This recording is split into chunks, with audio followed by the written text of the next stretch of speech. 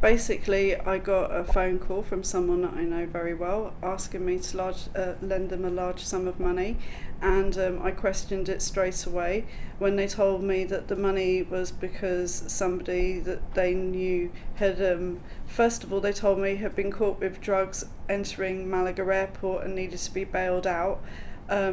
I was like, well, I don't know this person and I don't really want to be involved, which made the person quite angry because they believed that they were helping a real friend. So it kind of cut off there, and then from then the next day the person contacted me again, telling me that now their friend hadn't really been caught with drugs, that they'd really been kidnapped and they'd been receiving ransom emails all night long. So I asked them, have you actually ever spoken to a real person? How have you been talking to these people? And they told me it was all via email, and I was like, well, that doesn't sound real to me. At this stage, I also found out that this person thought that the relationship that they were in was a person who worked on an oil rig who was going to be coming to Gibraltar to come and live with them, and believed that they had a substantial relationship with this person for a couple of months. But then I found out a week later that they were then being told that the person that they believed they were in a relationship with had then been in a car accident and was now needing a medical fee paid, and they were in a coma in Barcelona, and they were still going around every person that they knew in Gibraltar, family and friends, still desperately looking for money.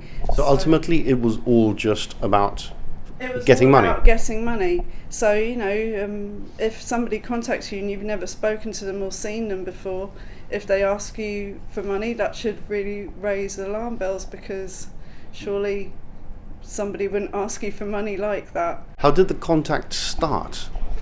They told me that the contact started with them, that they just got a friend request, a message request on Facebook, and it was just a simple message saying hi, nothing else.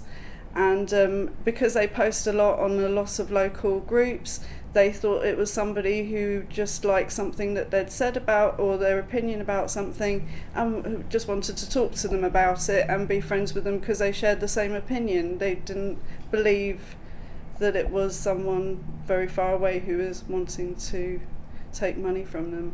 Did your friend lose any money in the end? Yes, they handed over £500, and they would have handed over more if they'd been able to get hold of it. What advice would you give for anyone who finds themselves in this situation, having a friend or a relative whom they see is potentially handing over money to a scammer? Or looking to get a loan, or asking people for a strange amount of money which you know that they wouldn't normally need. I would advise to, if you have a friend request, whether it be on any social media platform or anything that you don't know, don't answer it. If you don't know them, don't engage with them.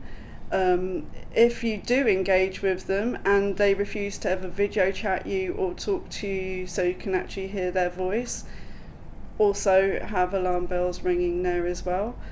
I mean, that just proves that they don't want to show that they are not who they say they are.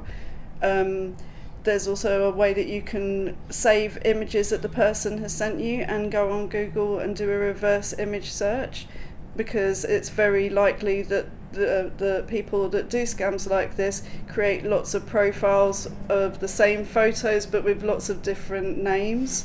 So there's another way there that you can look.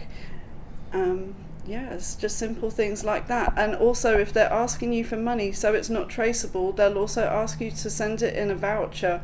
The person that I know went into La Linea and they bought a Google Pay voucher, I believe, and they just had to send a code for them to redeem at the other side. So obviously, even if they were to go to the police and report that, it's totally untraceable, which is a real shame.